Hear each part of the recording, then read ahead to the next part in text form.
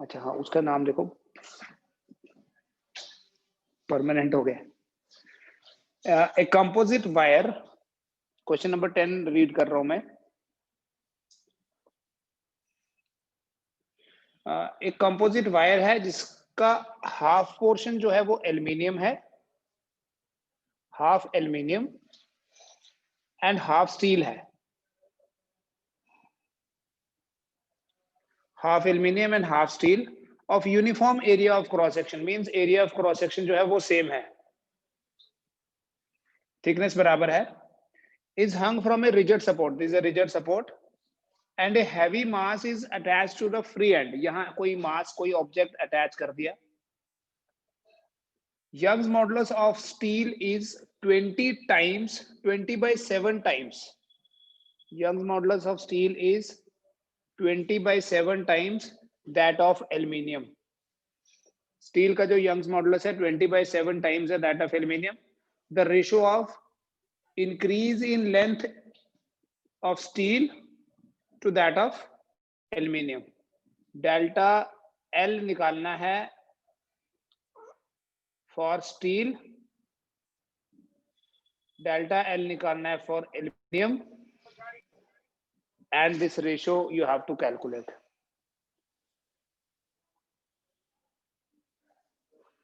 Mute करूं मैं तुम्हें, तो मेरे कान के बीच में आ जाती है। You have to find out what? Increase in length दोनों में, ठीक है। एक चीज और दी हुई है यहाँ जो हमने नहीं लिखी, a composite wire half aluminium and half steel.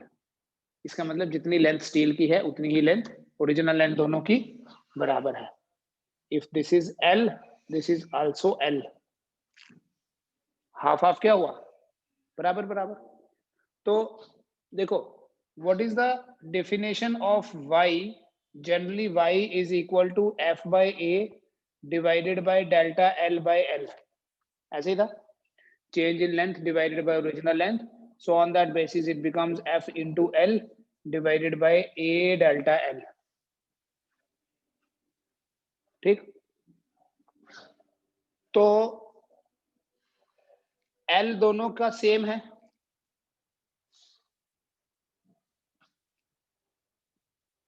Force दोनों के ऊपर कौन सी लग रही है, mg, है ना। इस फॉर्मूले को ऐसे भी लिखा हुआ है हमने पहले, mg सेम है दोनों के लिए, l दोनों के लिए सेम है, दोनों का area of cross section same है, क्वेश्चन में दिया हुआ है। तो अगर ये तीन चीजें सेम है तो हम ये बोल सकते हैं कि y जो है वो इनवर्सली प्रोपोर्शनल होगा डेल्टा l के, राइट। या हम बोल सकते हैं कि जो डेल्टा l है वो इनवर्सली प्रोपोर्शनल है y के। तो delta ls divided by delta l for aluminium will be equal to 1/ys divided by 1/al, inversely proportional है ना। तो जो लेंथ की रेशियो होगी वो यंग्स मॉडुलस के इनवर्सली प्रोपोर्शनल है, तो इसलिए इसकी रेशियो इसके इनवर्स होगी। Now this is given that ys by y aluminium जो है वो 20/7 है, तो y यहां से आप निकाल सकते हो, ys by y aluminium is 20/7, so y aluminium by s will be 7/20, this will be the answer.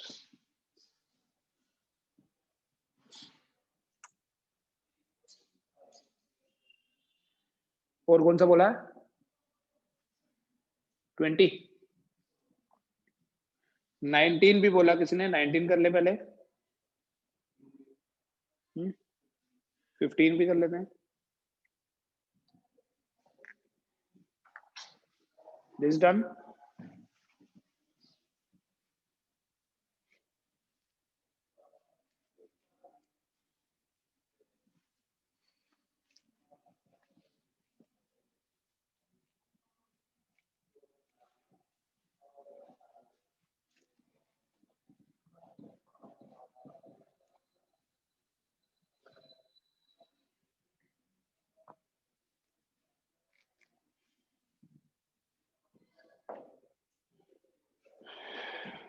15. Question 15 says the length L of a metallic wire of Young's modulus Y increases by L on loading it by some weight. The potential energy stored in the wire per unit. ये derivation की हमने परसों. Potential energy stored in the volume per unit wire per unit volume. Potential energy per unit volume का formula नहीं derive किया हमने.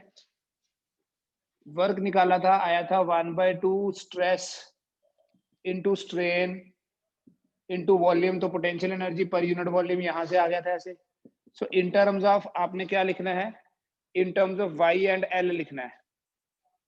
Stress की जगह लिख सकते हैं, देखो क्या स्ट्रेन क्या हुआ यहाँ,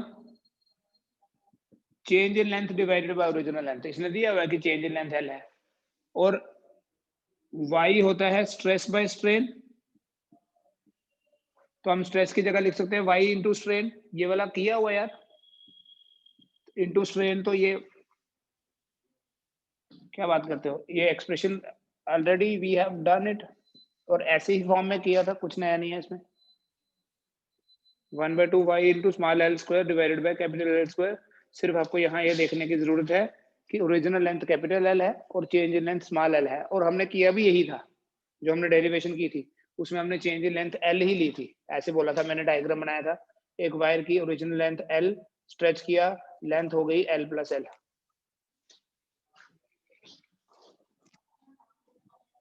ठीक है, 15 हो गया. और बताएं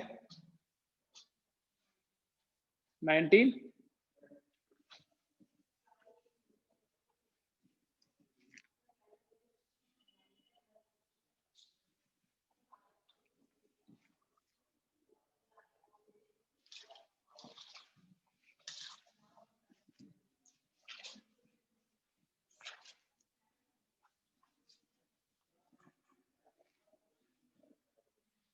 An iron bar of length 1 meter and cross section 1 centimeter square is heated from 0 degree to 100 degrees Celsius so that it can neither expand nor bend.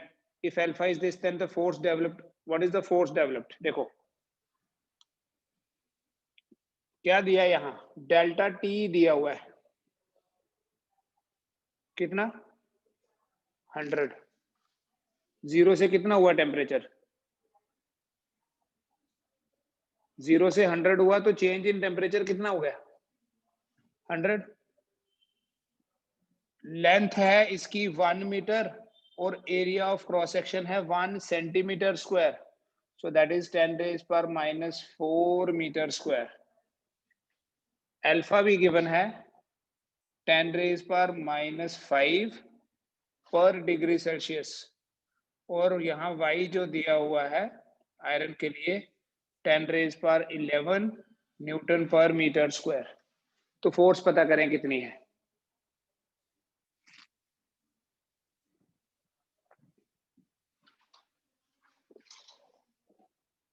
y होता है F/A divided by delta L/L. कल आपको बताया था कि जब thermal stress produce होता है तो delta L is equal to alpha L delta T. पढ़ा था यही लास्ट में. तो y को क्या लिख लूंगा मैं, F/A इंटू डेल्टा L/L लिखना था ऐसे. तो डेल्टा L की जगह क्या लिख सकते हैं, या यहीं से देखो डेल्टा L/L क्या बना, अल्फा डेल्टा T. तो आप लिख सकते हो F/A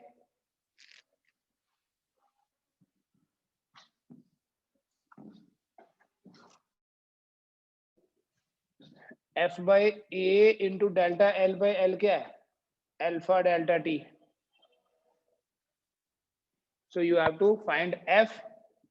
So F is equal to YA alpha delta T. What is the value of Y? 10⁻11. What is A? 10⁻, into alpha is 10⁻⁵, and delta T is बस 11 - 9, 10⁻², 10 raised power 2, answer will be 10 raised power 4. Lock हो गया phone. और भी कोई पूछना है? 15 also. ठीक है, 15 अभी देखता हूँ.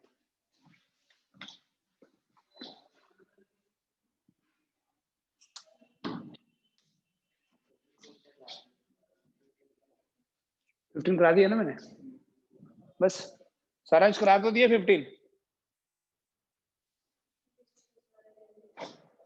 15 तो सिंपल डेरिवेशन ही है. फोन फिर से लॉक हो गया है. क्वेश्चन नंबर 20 क्या था? क्या पासवर्ड है? हाँ, 030108. सबको पता चल गया? 030108. बाद में दोबारा लॉक होगा ना, इसलिए लिख दिया. Two rods of different materials having coefficient of linear expansion alpha 1 alpha 2 Young's modulus.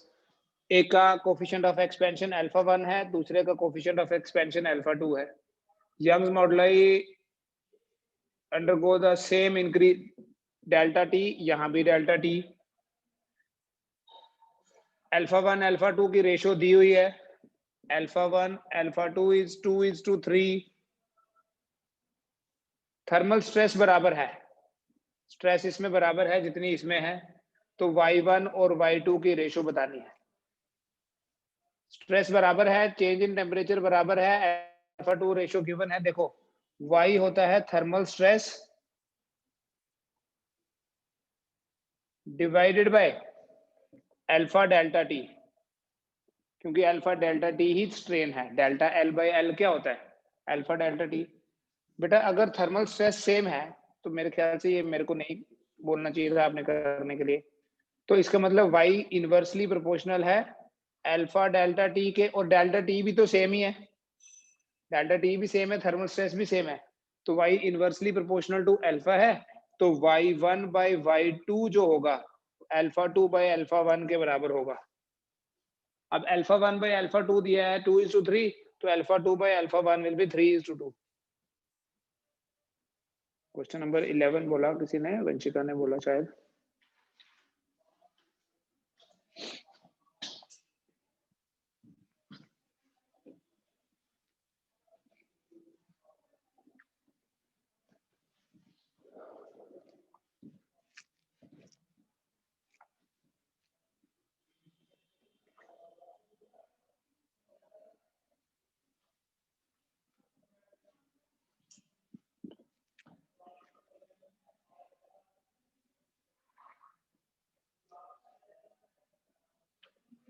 Question number 11.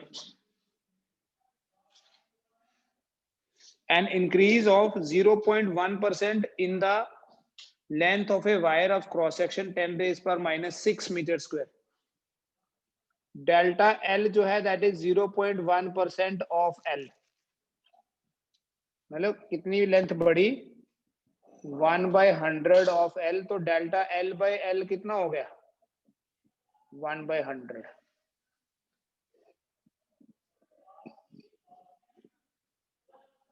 Area of cross section दिया है वायर का 10 raised power minus 6, और टेंशन मतलब जो फोर्स है that is 1000 newton in the wire. तो Young's modulus of material of the wire कितना होगा?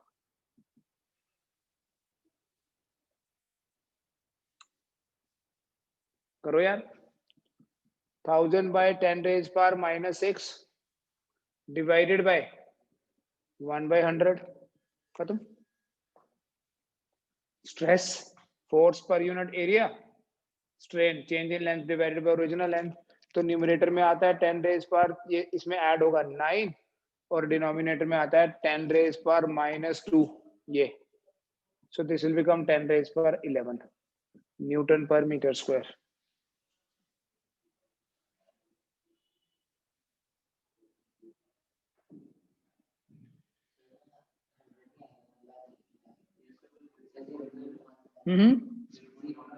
अच्छा 0.1 है ना, सॉरी 0.1/100 आएगा. So this will become 1/1000.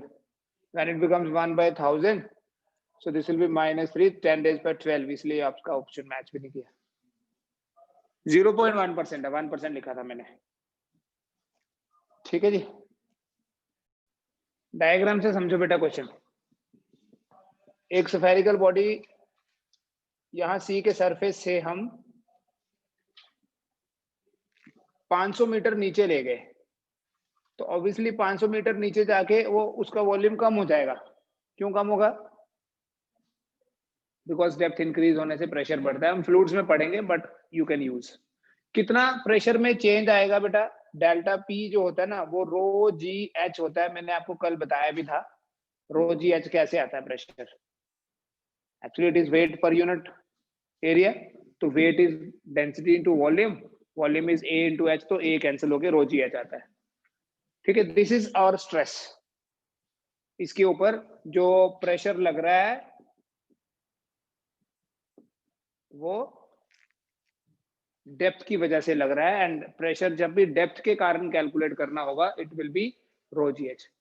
क्या गिवन है बेटा कि जो डेल्टा वी है दैट इज कॉन्ट्रैक्ट्स है ना, तो माइनस पहले ही लिख देता हूं 0.1% ऑफ वी, क्योंकि हम एक्सप्रेशंस में माइनस यूज करते हैं। तो अभी तो बी कैलकुलेट करना है, इट विल बी -0.1/100 या सिंपली 1/1000 लिख दो माइनस। बेटा जो बल्क मॉडुलस ऑफ इलास्टिसिटी होता है that is equal to normal stress divided by volumetric strain.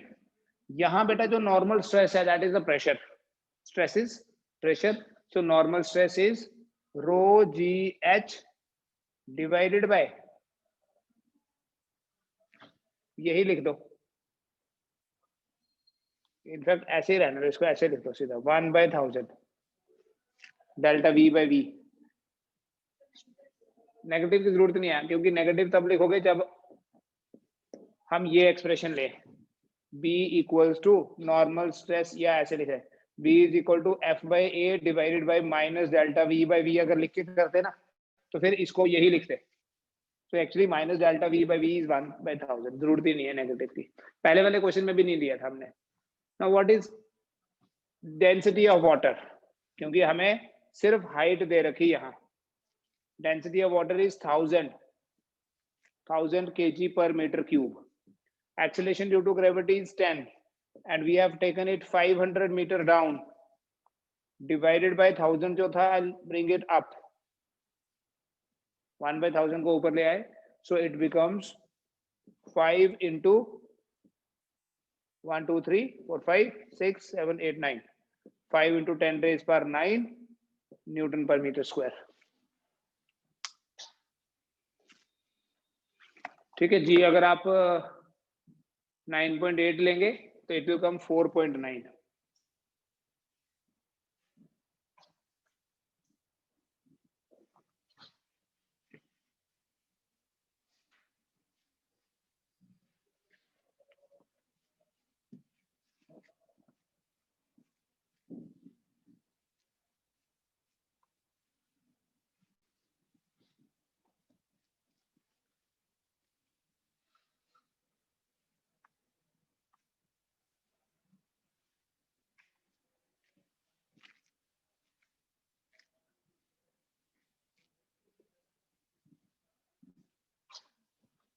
Next हम बात करते हैं बेटा कि इलास्टिसिटी का कॉज क्या है।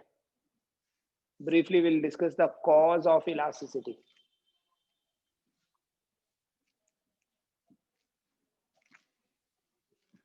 हम इलास्टिसिटी का कॉज अंडरस्टैंड कर सकते हैं with the help of a model. This is called as spring ball model.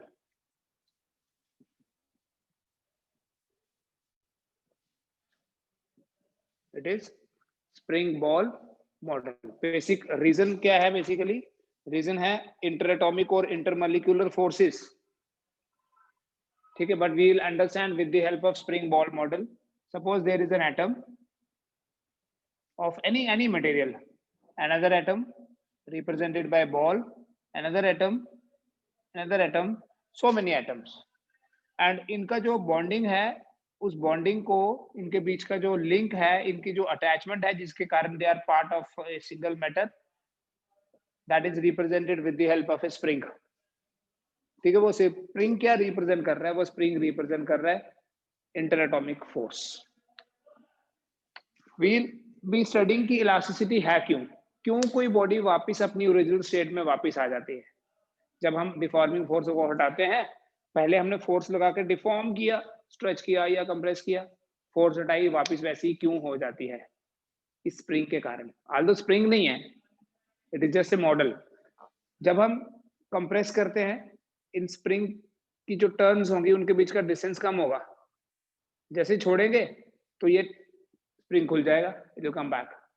और अगर हम खींच के छोड़ते हैं, इट अगेन कम्स बैक। खींच के यहाँ रखा और छोड़ दिया तो स्प्रिंग वापस उसको अपनी ओरिजिनल पोजीशन में ले आएगा। But this does not happen for every force. अगर हम फोर्स ऐसे लगाएं कि स्प्रिंग ही खुल जाए तो फिर वो इलास्टिसिटी जो है दैट इज लॉस्ट। तो कितनी फोर्स के बाद वो इलास्टिसिटी का लॉस हो जाएगा, that is called as the elastic limit. Maximum stress कितनी अप्लाई कर सकते हैं। So the cause is inter atomic and inter molecular forces. क्या होती हैं बेटा ये फोर्सेस? ये तो खाली मॉडल है ना। इंटर एटॉमिक फोर्स क्या होती है और इंटर मॉलिक्यूलर फोर्स क्या होती है, उनकी नेचर को हम अंडरस्टैंड करते हैं। किसी भी मटेरियल में this will be useful in fluids also. Inter atomic and intermolecular forces, these are the forces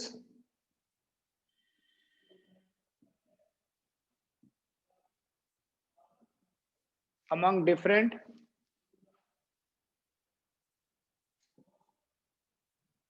atoms or molecules।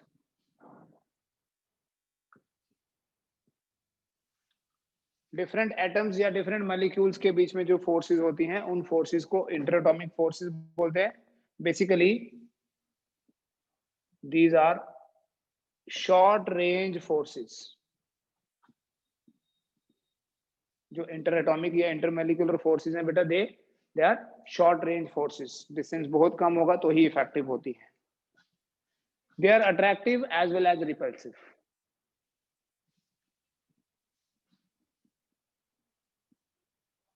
They are attractive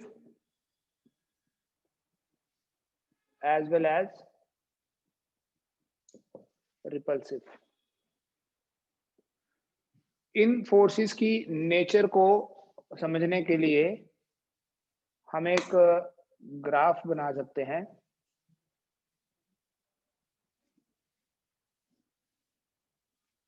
इस ग्राफ का जो शेप होगा that can be understood with the help of spring. बेटा ये एक spring है। इस spring की जो डिफरेंट टर्न्स हैं, अभी मैंने ऐसे रखा है, कोई स्ट्रेच नहीं किया, कंप्रेस नहीं किया। इस स्प्रिंग की जो डिफरेंट टर्न्स हैं उनके बीच में अट्रैक्शन है कि रिपल्शन? कुछ नहीं किया, खाली एक स्प्रिंग यहां रखा है। So there is no force between them. There is no force between them. Now suppose कि मैं इस स्प्रिंग को थोड़ा स्ट्रेच करूं एंड स्ट्रेच करके छोड़ दूं। स्ट्रेच करके ऐसे रख दूंगा, सीधा छोड़ दिया मैंने। अब ये टर्न्स एक दूसरे को अट्रैक्ट करेंगे, रिपेल, अट्रैक्ट। इसका मतलब अगर इन टर्न्स के बीच में डिस्टेंस बढ़ेगा तो इनके बीच में अट्रैक्शन बढ़ेगी। अच्छा, धीरे धीरे ये अट्रैक्शन भी कम होना शुरू हो जाएगी, ठीक है, और धीरे धीरे धीरे धीरे कहीं जाके अट्रैक्शन जीरो भी हो जाएगी। बेटा अगर मैं यहां से स्टार्ट करूं, बोलूंगा ये है इक्विलिब्रियम डिस्टेंस r0। इस इक्विलिब्रियम डिस्टेंस पे कोई फोर्स नहीं है, अनस्ट्रेच्ड अनकंप्रेस्ड। स्ट्रेच करना मतलब इनके बीच का डिस्टेंस बढ़ाया, इनके बीच का डिस्टेंस बढ़ाएंगा तो इनके बीच में जो अट्रैक्टिव फोर्स है वो भी बढ़ जाएगी। मैं इधर डाउनवर्ड अट्रैक्शन ले रहा हूं, अट्रैक्टिव फोर्स बढ़ेगी, लेकिन there will be a stage attraction भी कम होना शुरू हो जाएगी और थोड़ी देर बाद ये अट्रैक्शन जो है ये भी 0 हो जाएगी, द अट्रैक्शन विल बिकम 0। इसका मतलब ये है कि लिमिट से ज्यादा फोर्स लग गई, इलास्टिक लिमिट से ज्यादा फोर्स लग गई। ठीक है, इक्विलिब्रियम से स्टार्ट किया, स्ट्रेच किया, अट्रैक्शन बढ़ी, धीरे धीरे अट्रैक्शन भी कम होने लगी, और जब डिस्टेंस ज्यादा हुआ तो अट्रैक्शन भी 0 हो गई। That is why we say that these are short range forces. उसके बाद मैं क्या कर रहा हूं, मान लो अब मैं इस स्प्रिंग को कंप्रेस करूं, तो कंप्रेस करने का मतलब क्या है, डिस्टेंस कम किया मैंने। नाउ थिंक कि मैंने इसको कंप्रेस करके छोड़ा, now these turn will repel. जैसे पहले स्ट्रेच करके छोड़ा था, अट्रैक्शन हुई, कंप्रेस करके छोड़ूंगा तो इनके बीच में रिपल्शन बढ़ेगी। तो ये है एफ आर, ऊपर रिपल्शन नीचे अट्रैक्शन है इस ग्राफ में। तो ये जो ग्राफ है ना, इस ग्राफ की नेचर को आप स्प्रिंग से समझ सकते हो। इस ग्राफ का जो बिहेवियर है that can be understood with the help of the behaviour of this spring at equilibrium distance. मैं यहाँ आर ले रहा हूँ, जनरली आर कोई डिस्टेंस है। अगर आर जो है आर 0 के बराबर है, which is called as equilibrium distance, तब फोर्स 0 होगी, there will be no force. अगर आर जो है आर 0 से कम है, देन फोर्स इज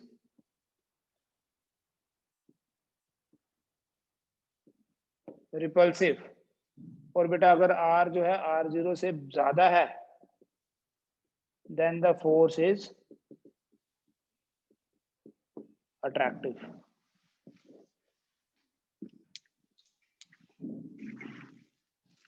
तो जो इंटर एटॉमिक फोर्सेस हैं, these can be attractive or repulsive depending on distance। Distance dependent है बेटा।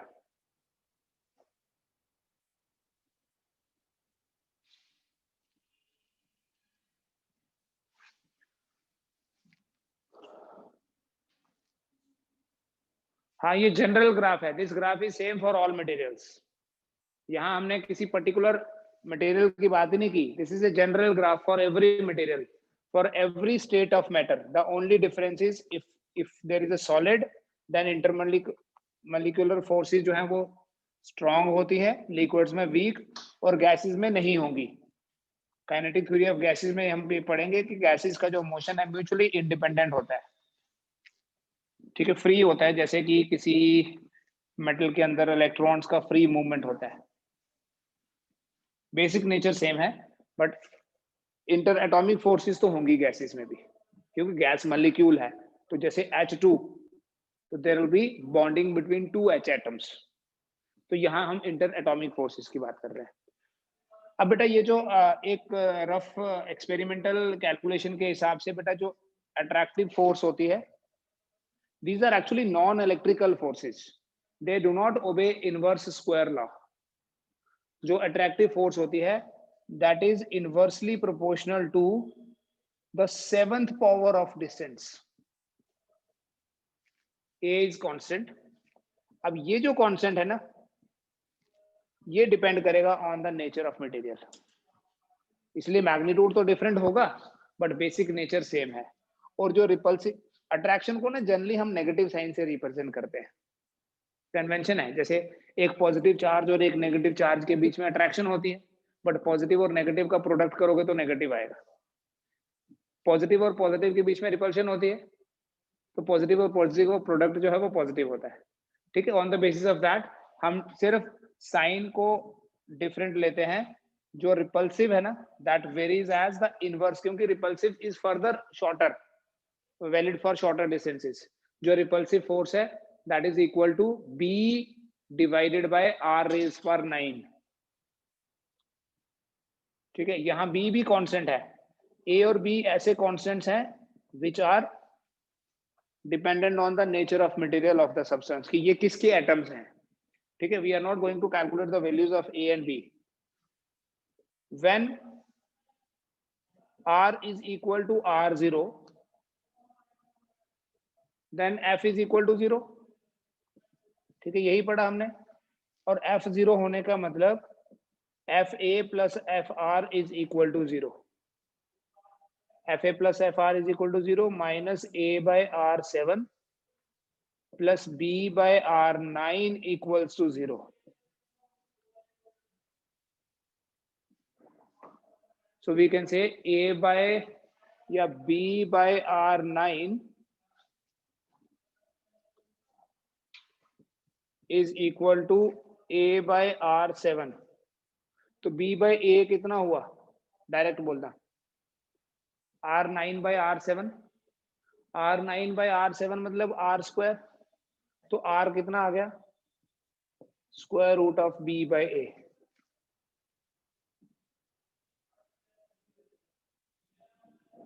ठीक है जी. और ये R डिफरेंट होता है for different materials. What is R? Basically R is called as inter atomic separation.